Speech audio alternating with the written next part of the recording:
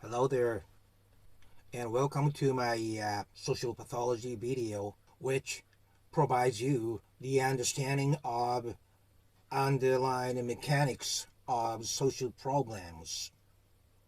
This time, I would like to discuss the close relationship between human and animal separation and human discrimination. My name is Dr. Samurai, a professor specialized in international social pathology and also an active prison counselor of 20 years experience, and also one time Nobel Peace Prize Award official honorable guest.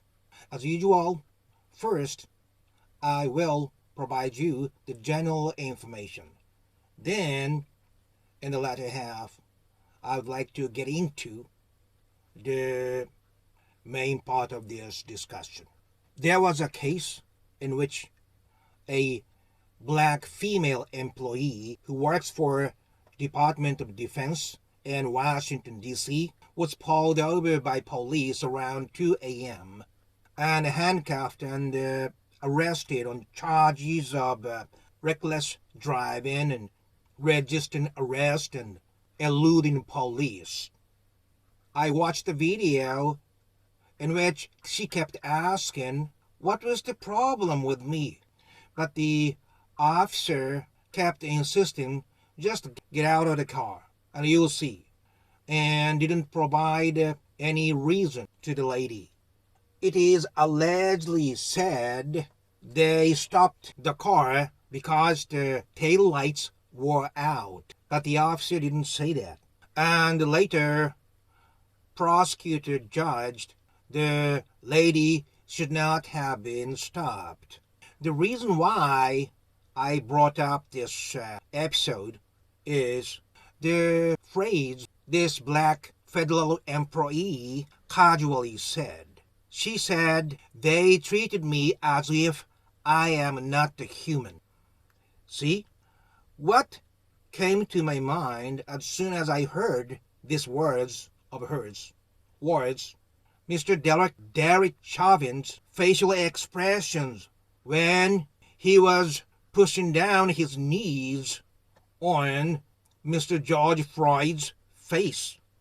His face looked like one of those who were hunting down trophy animals, as if he was doing what he was supposed to do, along with the aggressiveness of his eyes. It also reminds me of the case that Mr. Eric Gardner in New York was choked to death for selling illegal cigarettes for lower price. Those latter two were both saying, I can't breathe.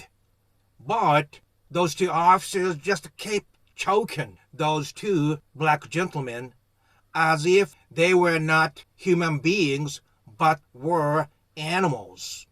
And later on, after those two cases, there was a news report that in states of Oregon, California, Minnesota, Tennessee, and Washington, D.C., the effort to exclude white supremacy extremists out of law enforcement met with resistance. So they judged that they could not weed out those extreme people based upon their backgrounds.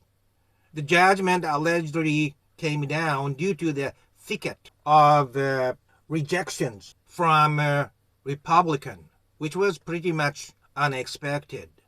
What all these pieces of information mean? By the way, if you like this kind of discussion, please click that yellow and green Lucky Charm logos to subscribe to the channel. Also, at the description section, I pasted the URL of my best videos so that you can find what you like. Let me get back to what we are talking about. So, what this black female federal employee said, they were not treating me as human beings seem to clearly apply to representative cases of Black Lives Matter with Mr. George Floyd and Mr. Eric Gardner. Many other precious lives lost for no persuasive reason. And excluding the people with the white supremacist background clearly failed socially. So, in other words, it was okay to employ people with the white supremacist backgrounds into police forces.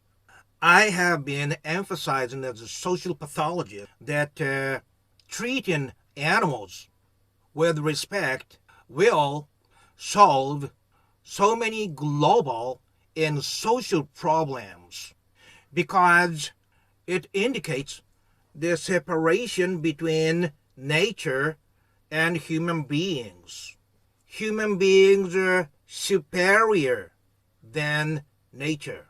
Although my country, Japan, is following the American way very closely after, it used to be said Japanese tradition is to coexist with nature, while Western tradition is to conquer nature.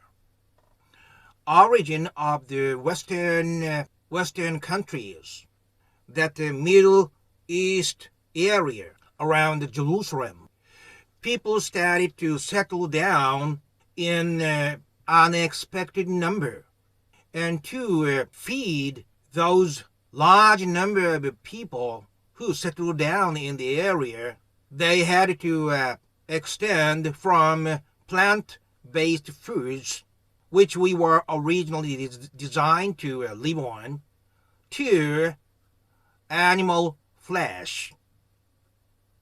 Because the increase of the population was so unexpectedly high. And first, to make sure the constant acquisition of animal meat, those settlers first followed certain groups of animal herds. But after that, they came up with the better idea to just keep their own livestock, to keep obtaining stable meat, to get the meat from the animals they face every day and they keep providing foods to every day. It necessarily involved the betrayal of animals, which in turn must lead to despising animal beings. Because if we keep killing animals, we needed to lose our empathy towards those livestock.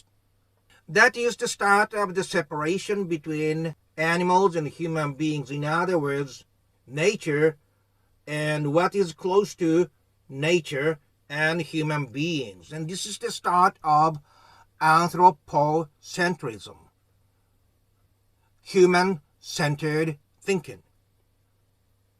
Now let's get back to what we were talking about. We were talking about 3 cases, right? That the black female employees who were stopped without reason and forced to pulled out of the car. And she said they were treating her as if she were not human beings. And Mr. George Floyd and Mr. Eric Gardner were both clearly treated like hunted animals by those 2 officers. In their mind, they were not human beings. It's a very high possibility that in their mind, they were not registered as being the same human beings, which in due course led to their act of treating them like animals. And yet, to stop hiring those people who have a higher possibility of treating colored people like animals was blocked politically. at the very core of white Western culture. Animals were degraded while colored people, they believe, are closer to nature, like Native American people whom they killed. Animals, which is the representative of nature. And that view is still going strongly towards not only animals and nature, but also to those colored people. And that is the underlying mechanism. But what I would like to conclude this lecture with is deeper than that. There's no white people, brown people, yellow people, or black people, or any other types of people. We are all the product of natural organic planet Earth. So, white Western culture, which all the other cultures are now following, denies nature and what is natural and who they believe are closer to nature, means they are denying their own identity. In other words, all these discriminatory acts by white philosophy people is dissociative identity disorder, which means they are denying their own roots, which never leads to true happiness and psychological stability. So, in very easy words, without shifting their thinking to accepting nature and what is natural and who they think are closer to nature, is to make themselves happier on this organic natural planet. I would very much like you to continuously think about what I said today. Thank you for listening, and if you like this kind of episodes of understanding underlying mechanism of social problems, and also episodes by which you can reconfirm your own life direction, please click that red Dr. Sumay logos that appears only 15 seconds in the end. And I also put the best videos playlist in the ending scene.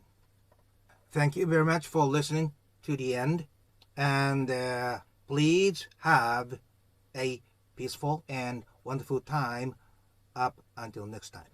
Bye bye now.